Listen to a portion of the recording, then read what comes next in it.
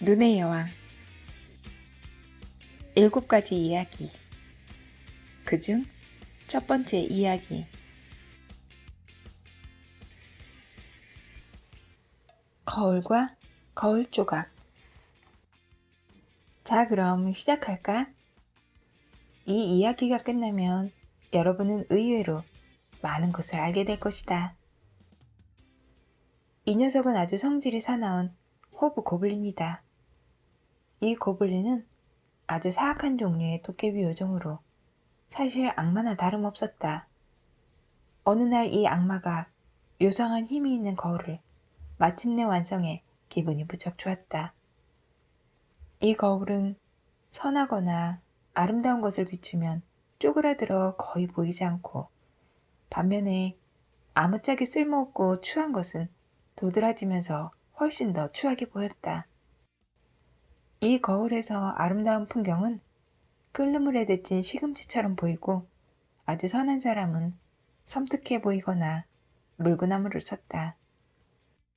얼굴은 알아볼 수 없을 만큼 일그러졌다.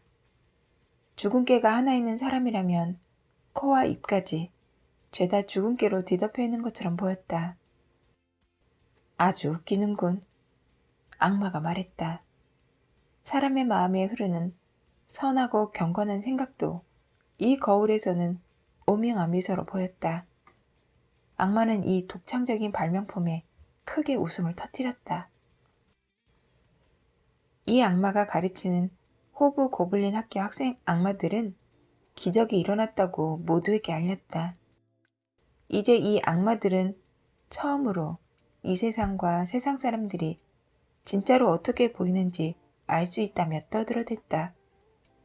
녀석들은 이 거울을 들고 허둥지둥 여기저기 돌아다녔다. 마침내 지구상에 살아있는 사람이나 돼지는 이 거울로 온갖 순환을 당했다. 이윽고 악마들은 하늘로 올라가서 천사 그리고 신을 조롱하고 싶었다. 거울을 들고 높이 올라가면 갈수록 악마들이 거울을 옮겨잡을 수 없을 만큼 거울은 점점 더 끔찍하게 웃었다. 더 높이, 더 높이, 천국과 천사에 점점 더 가까이 갔다. 문득 이 웃음 짓는 거울이 무지막지하게 흔들리더니 녀석들의 손에서 미끄러져 나가 땅으로 떨어져서 수천, 수만, 수백만, 수십억 조각으로 산산이 부서졌다. 어쩌면 그보다 더 잘게 깨졌을 것이다. 이제 이 거울은 깨지기 전보다 훨씬 더 큰 문제를 일으켰다. 어떤 것은 모래알보다 잘게 깨졌는데 이것이 넓은 세상으로 퍼져나가고 있었다. 일단 사람들의 눈에 들어가면 눈 안에 그대로 남아있다가 그 사람이 보는 건 무엇이든 왜곡시켜서 사물의 오직 나쁜 면만 보게 했다. 아무리 유리 조각이 작아도 거울 전체에 있던 것과 똑같은 힘이 있었다. 몇몇 사람은 마음속에 유리 조각이 박히기도 했는데 심장을 얼음덩어리로 만들어버리기에 무척 끔찍했다. 어떤 것들은 제법 커서 창문 유리로 썼다. 그 너머로 친구들을 내다보는 그런 창문은 아니었다. 그 유리 조각으로 안경을 만들기도 했는데 사람들이 또렷하게 보려고 이 안경을 썼다가는 큰일을 한다. 악마들은 그게 하도 웃겨서 옆구리가 아프도록 자지러지게 웃어댔다. 그 유리의 미세한 조각이 여전히 허공을 떠들고 있다. 이제 무슨 일이 일어났는지 들려주겠다. 두 번째 이야기. 어린 소녀와 어린 소년. 큰 도시에는 집도 많고 사람도 많기에 작은 마당을 갖기도 쉽지 않아서 사람들 대부분은 화분 하나로 만족해야 했다. 하지만 이 가난한 두 아이가 사는 곳에는 화분보다는 조금 더 큰 텃밭이 겨우 하나 있었다. 둘은 남매는 아니었지만 남매만큼이나 서로를 퍽 아꼈다. 부모님들은 다락방이 서로 가까이 붙어있는 집에 살았다. 두 집 사이, 지붕이 만나는 곳에 빗물통이 흐르고 창문이 서로를 마주보아서 서로의 집에 가려면 창문에서 창문으로 그냥 넘어가기만 하면 됐다. 이 창밖에 부모님들이 커다란 상자를 하나 두어서 집에서 먹을 채소와 작은 장미나무도 한 그루 키웠는데 아주 잘 자랐다. 부모님은 이 상자를 빗물통에 걸쳐두어서 두 아이는 더 가깝게 서로에게 갈 수 있게 되었다. 그것은 마치 꽃 담장처럼 보였다. 콩이 상자 위로 들이우고 장미 덤불이 길게 늘어져서 창틀을 휘감고 서로에게 허리를 숙여서 마치 꽃과 풀로 이루어진 개선문 같았다.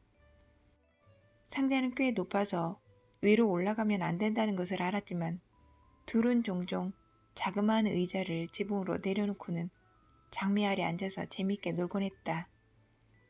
물론 겨울이 되면 이런 즐거움도 사라졌다. 창문에는 종종 두껍게 성에가 꼈다.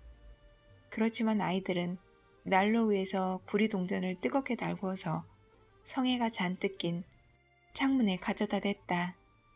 그러면 아주 멋진 동그란 원이 생기는데 그 동그라미 너머로 친근한 밝은 눈동자가 각자의 창문에 나타났다. 소녀와 소년이 밖을 내다보는 것이었다. 소녀의 이름은 게르다이고 소년의 이름은 카이였다. 여름에는 한 걸음 떼어도 서로 어울릴 수 있었지만 겨울에 서로의 집에 가려면 아래층으로 내려갔다가 다시 옆집 계단을 올라가야 했다. 밖에는 눈보라가 치고 있었다. 할머니가 말했다. 하얀 꿀벌이 떼지어 가는 것 좀 보려무나. 여왕벌도 있어요? 남자아이가 물었다. 진짜 벌 사이에는 여왕벌이 있다는 것을 알기에 그렇게 물었다. 할머니가 대답했다. 그럼 정말 있지. 여왕벌이 벌떼 속에서 날지. 가장 크단다. 절대로 땅에 잠자코 붙어있는 법이 없어. 그러다가 다시 먹구름 속으로 돌아간다. 숱한 겨울밤 동안 거리를 날아다니면서 창문을 엿보지. 그러다가 마치 꽃으로 둘러싸인 듯 희한한 모습으로 얼어붙어. 아, 네. 우리 그거 본 적 있어요. 두 아이가 다 그렇게 말했다. 그 말이 사실이란 것을 알았다. 여자아이가 물었다. 눈의 여왕이 여기에 들어올 수 있을까요? 그러다 남자아이가 소리쳤다. 들어오게 하자. 내가 뜨거운 난로 위에 놓고 확 녹여버릴 테니까. 하지만 할머니는 카이의 머리를 쓰다듬으며 다른 이야기를 들려주었다. 그날 저녁 어린 카이는 집에서 잠자리에 들려다가 창가 의자로 다가가 그 작은 구멍으로 밖을 내다보았다. 눈꽃 몇 송이가 떨어지고 있었는데 가장 큰 눈꽃이 꽃상자 귀퉁이에 날아가 앉았다. 이 눈꽃은 점점 더 커졌다. 그러더니 마침내 여자로 바뀌었는데 아주 섬세하고 투명하리만큼 얇은 하얀 옷을 입었다. 마치 수백만 마리의 별 모양 눈꽃으로 만든 것처럼 보였다. 여자는 아름답고 우아했지만 얼음처럼 반짝였다. 눈동자는 밝은 별 2개처럼 빛났지만 그 안에는 평화로움도 고요함도 없었다. 여인은 창문을 향해 고개를 끄덕이며 손짓했다. 소녀는 덜컥 겁을 집어먹고 의자에서 펄쩍 뛰어내렸다. 소년의 눈에 거대한 새 한 마리가 창문을 휙 지나가는 듯 보였다. 이튿날은 날씨가 맑고도 서늘했다. 이제 눈이 녹고 봄이 왔다. 태양이 비치고 초록불이 돋아났다. 제비들이 둥지를 틀고 집집마다 창문을 열었다. 또다시 아이들은 집 위 빗물통 위 그 작은 지붕 마당에서 놀았다. 그의 여름, 장미가 아주 아름답게 피었다. 게르다는 성가 하나를 배웠는데 거기에 자신의 꽃을 떠올리게 하는 장미에 대한 가사가 한 줄 있었다. 게르다는 카이에게 그 노래를 불러주었고 둘은 곧 그 노래를 함께 불렀다. 장미꽃이 달콤한 계곡에 틀림없이 예수의 아이가 있을지니. 두 아이는 서로의 손을 잡고 장미꽃에 입을 맞추고는 투명한 햇빛을 올려다보며 예수의 아이가 마치 거기에 있는 것처럼 하늘에 대고 말했다. 정말 아름다운 여름이라고. 절대로 시들 것 같지 않은 향기로운 장미 덤불 아래에 있으니 무척이나 향기롭다고. 어느 날 게르다와 카이는 새와 동물에 관한 그림책을 보고 있었다. 그런데 그때 교회탑의 시계가 5번 울렸다. 카이가 소리쳤다. 아! 내 가슴이 아파. 눈에도 뭐가 있어. 카이는 눈을 깜빡였다. 게르다는 카이의 목을 잡고 들여다보았지만 아무것도 보이지 않았다. 카이가 말했다. 없어진 것 같아. 하지만 사라지지 않았다. 그건 바로 마법의 유리에서 나온 그 유리 조각이었다. 여러분은 기억할 것이다. 위대하고 선한 것은 무엇이든 작고 추하게 비추지만 모든 사악한 것들은 크게, 작은 흠도 엄청나게 크게 비추는 저 호브 고블린이 만든 거울을 말이다. 불쌍한 카이. 유리 파편은 심장도 뚫었다. 그러니 심장이 곧 얼음덩어리로 변할 것이다. 고통은 멈추었지만 유리 조각은 거기에 그대로 남아있었다. 카이가 물었다. 너 왜 울고 있니? 그러니까 못생겨 보인다. 난 이제 아무렇지도 않아. 그러더니 불현듯 뭐가 떠올랐는지 이렇게 말했다. 아! 저 장미는 죄다 벌레가 뜯어먹었네. 봐! 이 꽃은 삐뚤어졌어. 게다가 저 장미 어쩜 저렇게 추할 수가 있지? 꼭 자기들이 사는 상자하고 똑같아. 그러더니 그 상자를 발로 톡 찼다. 장미도 확 꺾어버렸다. 카이, 너 무슨 짓이야? 게르다가 소리쳤다. 카이는 게르다가 화를 내자 꽃 한 송이를 더 꺾고는 사랑스러운 게르다만 혼자 남겨놓은 채 자기 집 창문으로 펄쩍 뛰어들어가 버렸다. 나중에 게르다가 자기 그림책을 가져다 주었을 때 카이는 그건 요람에 든 아기들에게나 딱 맞는 책이라고 말했다. 그리고 할머니가 이야기를 들려줄 때마다 언제나 그런데 하며 끼어들었다. 기회를 틈타 할머니 안경을 훔쳐서 자기 코에 걸치고는 할머니 흉내를 냈다.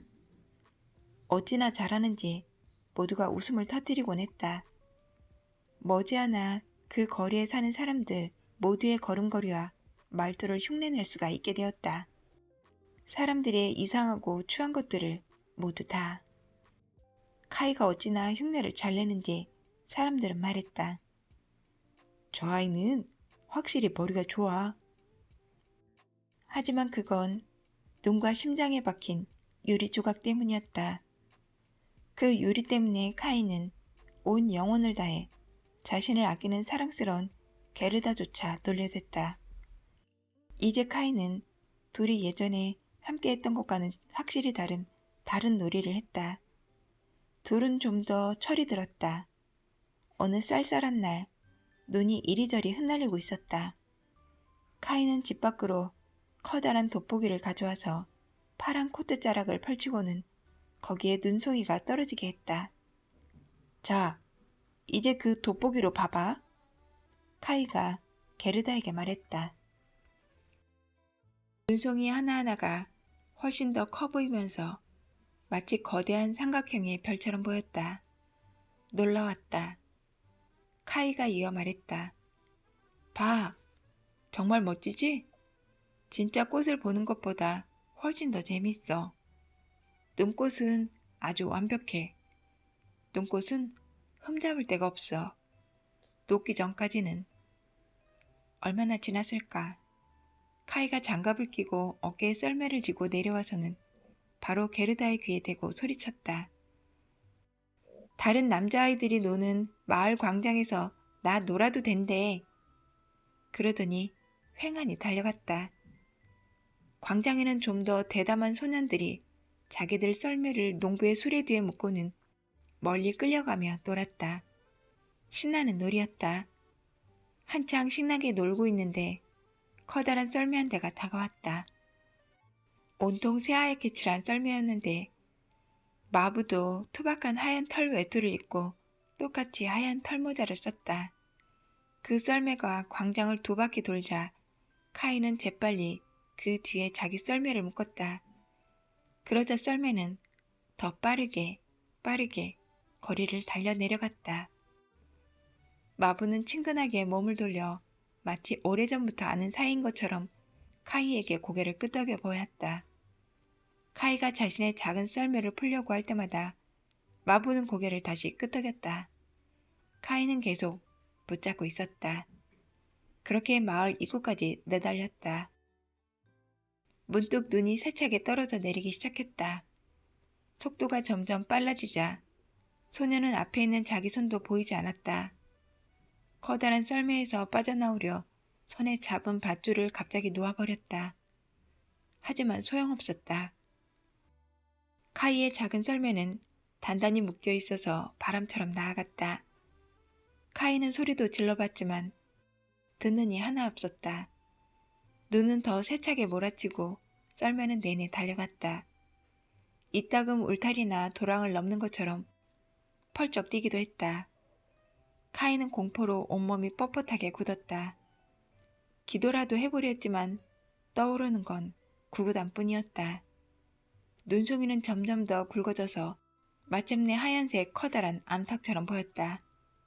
갑자기 눈의 장막이 쓱 벌어지더니 그 커다란 썰매가 멈추고 마부가 자리에서 일어났다. 그 털 외투와 털 모자는 눈으로 만든 것이었다. 마부는 여자였다. 키가 크고 몸매가 가냘프고 눈이 부시게 희었다. 바로 눈의 여왕이었다. 여왕이 말했다. 우리 꽤 빨리 왔구나. 추위로 떨고 있는 거냐?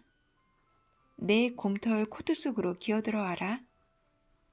여왕은 자기 옆 썰매에 카이를 앉혔다. 그리고는 카이의 몸을 감싸주었다. 카이는 눈 구덩이에 빠진 느낌이 들었다. 아직도 춥니? 여왕이 물었다. 그리고는 카이의 이마에 입을 맞추었다. 부르르. 그 입맞춤은 얼음장보다 더 차가웠다.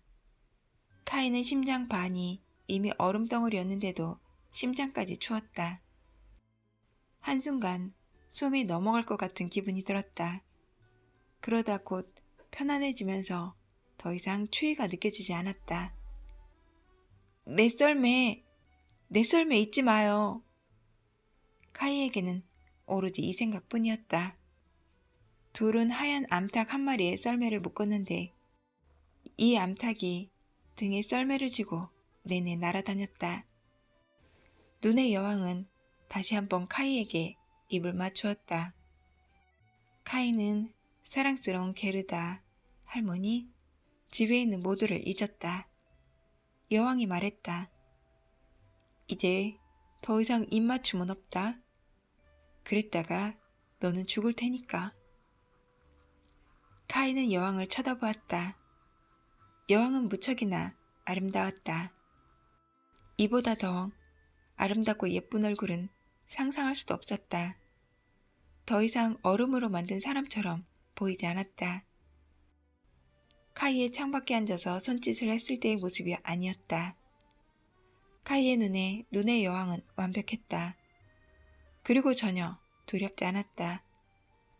그래서 자신이 분수 암산을 할 수 있다는 것, 여러 나라의 인구를 안다는 것도 들려주었다. 여왕은 내내 웃음 지었다. 하지만 안타깝게도 카이는 생각만큼 알고 있는 게 많지 않았다. 머리 위 드넓은 우주 공간을 올려다보았다. 여왕은 먹구름 위로 카이를 데리고 날아오르고 그 사이 폭풍은 흘러간 옛 노래를 부르듯 쌩쌩 울려 퍼졌다. 두 사람은 숲, 연못, 수많은 대지와 바다 위를 날았다. 빛나는 눈 위를 미끄러지듯 나아갈 때 그 아래로는 바람이 차갑게 휘몰아쳤으며 늑대가 울부짖고 흙까마귀가 비명을 질러댔다. 그러나 저기 위의 달은 크고 환하게 빛났다. 카이는 긴 겨울밤 내내 그 달을 쳐다보았다. 그리고 낮에는 눈의 여왕 발치에서 잠을 잤다. 세 번째 이야기. 마법을 부리는 여인의 꽃밭. 카이가 돌아오지 않았을 때 어린 게르다는 어떻게 지냈을까? 카이는 어디에 있을까? 아무도 몰랐다. 누구도 카이의 소식을 전해주지 않았다. 소년들은 카이가 아주 멋진 커다란 마차에 그 작은 썰매를 매달고 따라갔다면서 길을 따라 마을 밖으로 나갔다는 말만 했다. 누구도 카이가 어찌 되었는지 알지 못했다. 사람들은 눈물을 쏟아냈다. 게르다가 누구보다 슬프게 울었다. 사람들은 카이가 죽었다고 말했다. 분명 마을에서 멀지 않은 강에 빠져 죽었을 거라고 했다. 아, 긴 겨울은 정말이지 우울했다. 하지만 봄, 그리고 그 따스한 햇빛이 마침내 찾아왔다. 카이는 죽어서 완전히 사라졌어. 게르다가 말했다. 설마, 햇빛이 말했다. 카이는 죽어버렸어. 게르다가 제비들에게 말했다. 그럴 리가 없어. 제비들은 입을 모아 말했다. 마침내 게르다도 그럴 리 없다고 생각하기 시작했다. 어느 날 아침 혼잣말을 했다. 내 빨간색 새 구두를 신겠어. 카이는 한 번도 본 적 없는 거야. 강가에 내려가서 카이에 대해 물어봐야겠어. 퍽 이른 아침이었다. 게르다는 아직 잠들어 있는 할머니에게 입을 맞추고는 빨간색 구두를 신었다. 내내 혼자서 마을 밖으로 나가 강으로 내려갔다. 내 소꿉친구들을 네가 데려갔다는 게 사실이니? 카이가 있는 곳으로 나를 데려다주면 내 빨간 구두를 줄게. 게르다에게 물결이 아주 수상하게 고개를 끄덕이는 것처럼 보였다. 게르다는 신발을 벗었다. 가장 아끼는 물건이었지만 강물에 그 신발을 던졌다. 하지만 신발은 멀지 않은 강가에 떨어져서 잔잔한 물결에 휩쓸려 게르다에게 다시 돌아왔다. 강물이 카이를 품고 있지 않으니까 게르다의 가장 소중한 물건을 가질 수 없는 것처럼 보였다. 하지만 자신이 신발을 멀리 던지지 못한 게 안타까워서 갈대밭 사이에 있는 배 위로 올라가 배 끝에 서서 다시 물속으로 신발을 던졌다. 하지만 그 배는 묶여있지 않았다. 게르다가 움직이자 배는 강둑에서 멀리 떠내려갔다. 게르다는 깜짝 놀라서 다시 물가로 돌아가려고 했지만 배의 맞은편에 이르렀을 즈음 배는 이미 강둑에서 1m 정도 벗어나 점점 빨리 나아가고 있었다. 어린 게르다는 덜컥 겁을 집어먹고 눈물을 터뜨렸다. 참새 말고는 게르다의 울음소리를 들을 수 있는 이가 아무도 없었다. 참새들은 게르다를 땅으로 데리고 갈 수가 없었다. 물가를 따라 날아가며 그저 짹짹거리기만 했다. 우리 여기 있어. 우리가 여기 있어. 마치 게르다를 위로하는 것 같았다. 배는 아래로 휩쓸려 내려가고 게르다는 양말만 신은 채 그저 차분히 앉아 있었다. 그 빨간 구두는 뒤에서 둥둥 떠내려왔지만 배가 계속 앞으로 나아가고 있어서 속도를 따라잡지 못했다. 양쪽 강가의 풍경은 무척 아름다웠다. 꽃들이 사랑스럽게 피고 나무들은 무성하고 언덕은 숫대와 양떼가 먹을 풀밭이 가득했다. 사람은 단 한 명도 보이지 않았다. 게르다가 생각했다. 아마 강이 카이가 있는 곳으로 나를 데리고 가려나 봐. 그 생각을 하자 기분이 좀 나아졌다. 일어나서 몇 시간이고 아름다운 초록색 강둑 풍경을 지켜보았다. 이윽고 커다란 벚꽃나무 동산에 도착했는데 거기에는 이상하게도 울긋불긋한 창문이 달리고 지붕은 지푸라기를 엮어 만든 작은 집이 한 채 있었다. 집 밖에 배를 타고 지나가는 모두에게 거수격리하는 모양의 나무 병정 둘이 있었다. 게르달은 그 나무 병정이 살아있다고 생각을 해서 크게 소리쳤지만 당연히 병정들은 게르다에게 아무런 대꾸도 하지 않았다. 배가 물살에 강둑으로 떠내려가자 그 병정에게 퍽 가까이 다가가게 되었다. 게르다는 훨씬 더 큰 소리로 외쳤다. 그러자 노파가 집 밖으로 나왔다. 노파는 삐뚤삐뚤 흰 지팡이에 기대어 섰는데 머리에 햇빛을 가리는 커다란 모자를 썼다. 모자 위에 아주 아름다운 꽃그림이 그려져 있었다. 노파가 소리쳤다. 가엾은 것, 어쩌다가 이 큰 물살에 길을 잃은 거니? 이 넓은 곳으로 어쩌다가 지금껏 쓸려왔어? 노파는 물속까지 걸어와서 그 지팡이로 배를 꽉 움켜잡고는 물가로 끌어당겨 게르다를 배에서 끄집어냈다. 게르다는 다시 땅을 밟아서 아주 기뻤다. 하지만 자신에게 말을 하는 이 낯선 할머니가 살짝 무섭기도 했다. 와서 네가 누구인지 말해보렴. 어떻게 여기 왔는지도. 게르다가 모두 들려주었다. 노파는 고개를 절레절레 저으며 말했다. 게르다는 이야기를 다 마치고 혹시 카이를 보지 않았는지 물었다. 노파는 카이가 지나가지 않았다면서 하지만 언제든 올지도 모른다고 말했다. 그리고 게르다에게 너무 깊이 생각하지 말고 벚지를 먹으며 꽃이나 구경하라고 했다. 꽃은 어떤 그림책보다 더 아름다웠다. 벚지마다 들려줄 이야기가 있는 듯 했다. 문득 노파가 게르다의 손을 잡고 그 작은 집으로 이끌었다.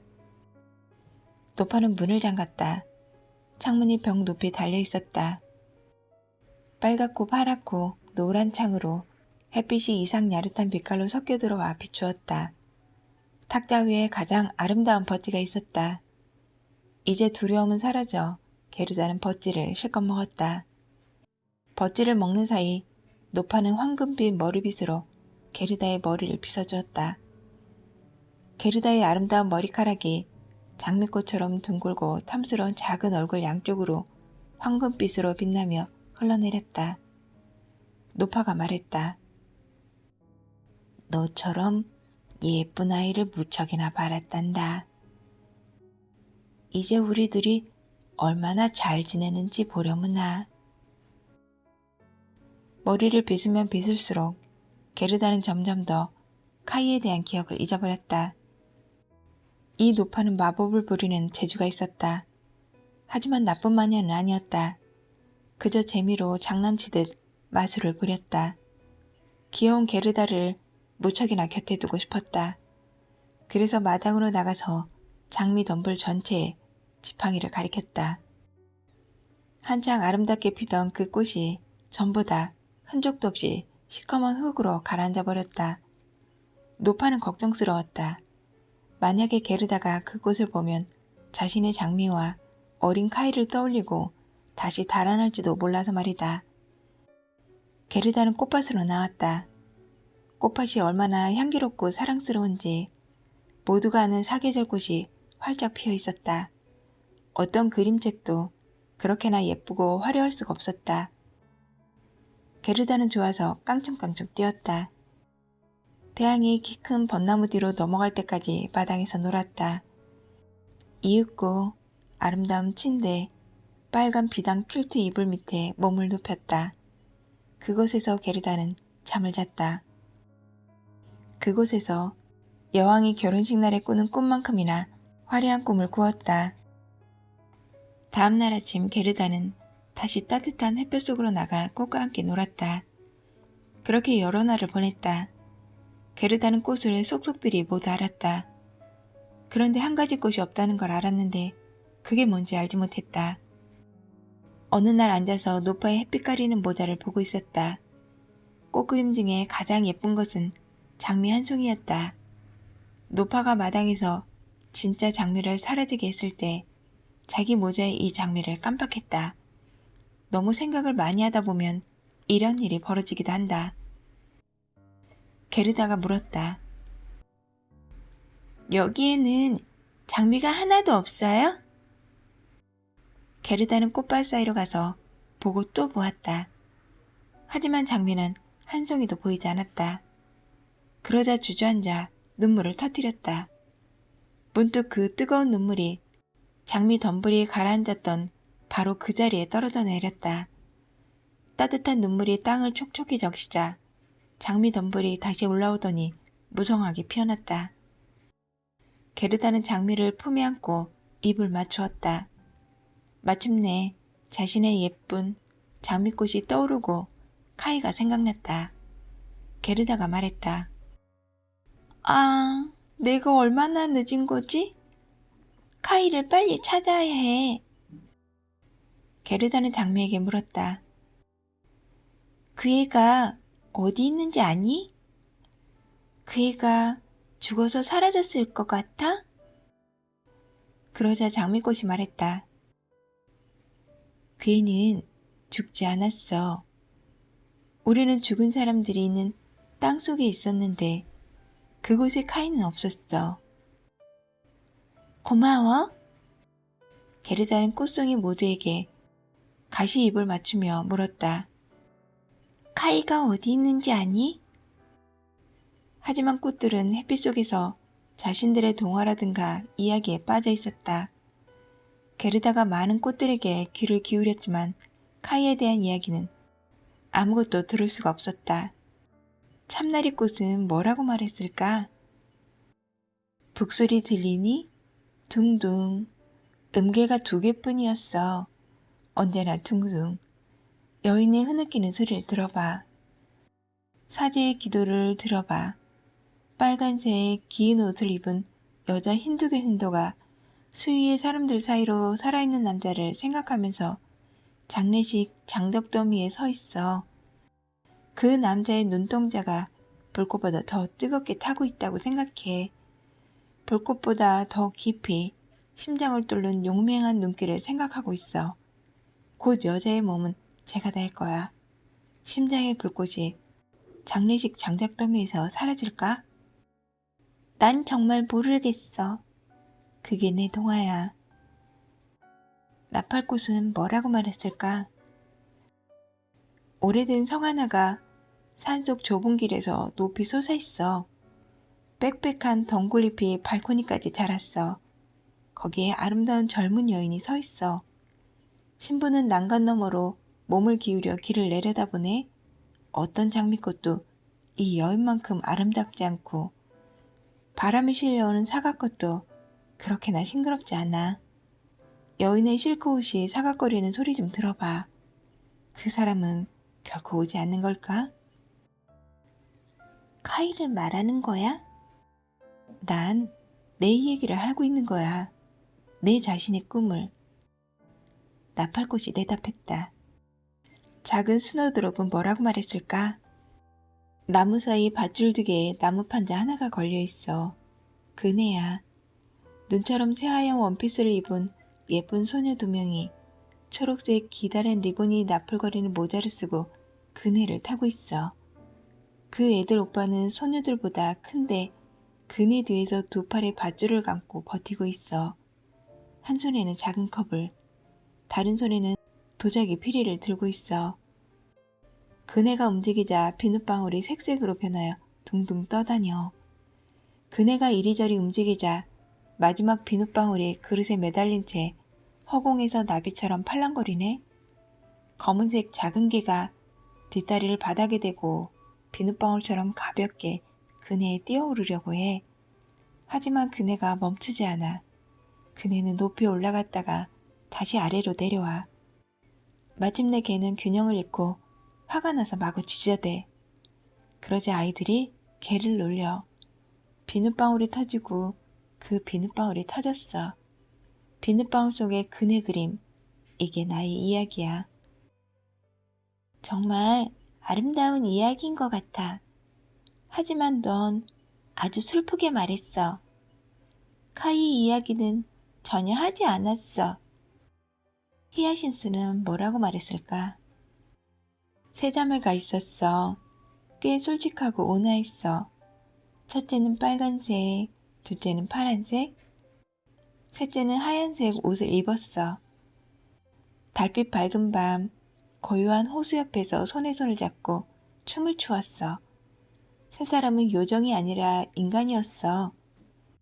공기는 달콤하고 세 자매는 숲속으로 사라졌어. 공기는 점점 더 달콤해졌어. 세 자매가 누운 관 세 개가 숲에서 미끄러지듯 나와 호수를 가로질러 반딧불이가 깜빡이는 불처럼 주위를 날아다녀. 그 춤추는 자매는 잠을 자고 있는 걸까? 아니면 죽은 걸까? 꽃향기는 세 자매가 죽었다고 말해. 장례식을 위해 저녁종이 울려 퍼져. 게르다가 말했다. 넌 나를 아주 슬프게 하고 있어. 네 향기는 너무 강해서 그 죽은 자매들 생각이 떠올라. 아, 카이는 정말로 죽은 걸까? 장미꽃이 땅속에 있었는데 카이는 죽지 않았다고 했단 말이야. 히아신스가 종소리를 냈다. 띵동. 우리는 카이를 위해 종을 울리지 않았어. 우리는 그 애를 몰라. 우리는 그저 우리 노래를 부르고 있어. 그냥 우리가 아는 노래지. 그래서 게르다는 번들거리는 초록잎 사이에 빛나는 미나리 아제비에게 갔다. 너는 밝은 애 같구나. 있잖니? 어디 가면 내 소꿉친구를 찾을 수 있는지 아니? 미나리 아제비는 게르다를 올려다보며 환하게 빛을 뿜었다. 하지만 미나리 아제비는 무슨 노래를 할까? 확실히 카이에 관한 건 아닐 것이다. 작은 마당에 하나님의 태양이 봄의 첫날을 밝게 비추고 있었어. 햇빛은 옆집 흰 벽을 따라 반짝였어. 그리고 봄에 처음으로 핀 노란 꽃들이 따스한 햇살 속에서 황금처럼 빛났어. 늙은 할머니가 밖에 나와 의자에 앉아 있었어. 가난하지만 무척이나 아름다운 여인. 할머니의 손녀가 잠시 집에 들르러 왔어. 소녀는 할머니에게 입 맞추어 주었어. 정말로 마음이 가득 담긴 황금 같은 입맞춤이었지. 입술에도 황금, 꿈속에도 황금, 아침 햇볕 속에도 황금이 가득했어. 자, 이게 나의 작은 이야기야. 미나리 아즈비가 말했다. 아, 불쌍한 우리 할머니. 할머니는 날 엄청 보고 싶어 하실 거야. 카이 때문에 슬퍼했던 것처럼 나 때문에 몹시 슬퍼하고 있을 거야. 하지만 난 곧 집으로 돌아갈 거야. 카이도 데리고 갈 테고 꽃들에게 카이 소식을 묻는 건 아무짝에도 소용없어. 꽃들은 자기들 노래 말고는 아무것도 몰라. 내게 들려줄 소식이 없어. 게르다가 말했다. 이윽고 게르다는 재빨리 달아날 수 있게 치마를 걷어 올렸다. 하지만 수선화를 펄쩍 뛰어넘으려 할 때 수선화가 게르다의 다리를 톡톡 건드렸다. 그래서 게르다는 걸음을 멈추고 그 커다란 꽃 위로 몸을 기울였다. 나한테 뭔가 할 말이 있나 보구나? 게르다가 물었다. 수선화는 뭐라고 말했을까? 난 네가 보여. 난 내가 보여.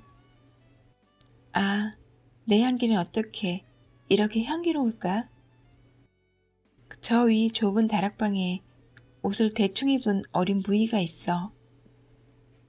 먼저 한쪽 발로 섰다가 두 발로 서. 무희는 세상을 경멸해. 그 무희는 환상 속에 살아. 손에 든 전 조각에 주전자물을 따라 부어. 청결은 정말 대단한 미덕이야. 무늬의 하얀색 옷이 고리에 걸려 있어.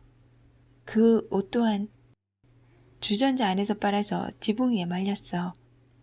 무늬는 그 옷을 입고 목에 샤프란색 스카프를 둘러 옷을 더 희게 돋보이게 했어. 발끝을 뾰족하게 세워 다리 하나로 얼마나 균형을 잘 잡는지 봐. 난 내가 보여. 난 내가 보여.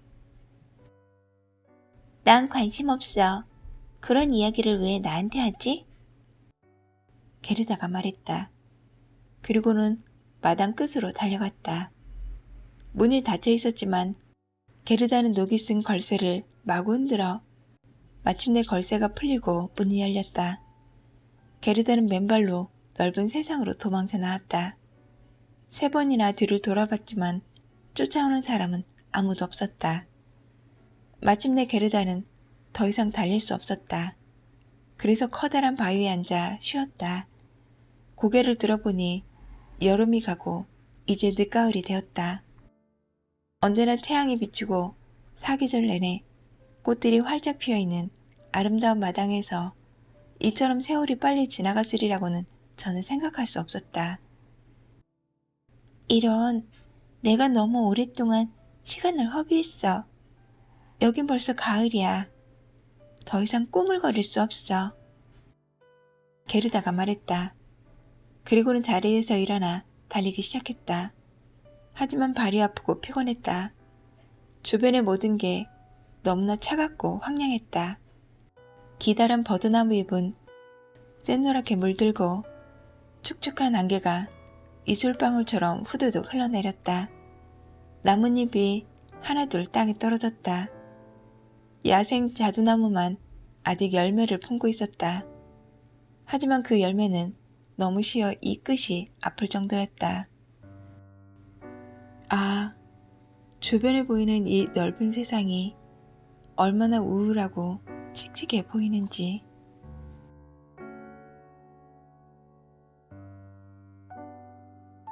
안녕하세요. 저는 딸기, 만두, 소리책, 딸기입니다.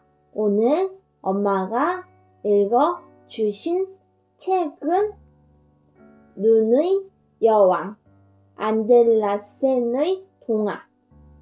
오늘은 7가지 이야기 중 3번째 이야기까지 읽어주셨습니다.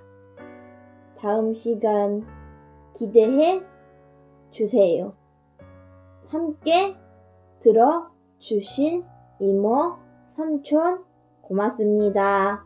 추워지려 해요. 건강 조심하시고 운전 조심하세요. 사랑하고 축복합니다.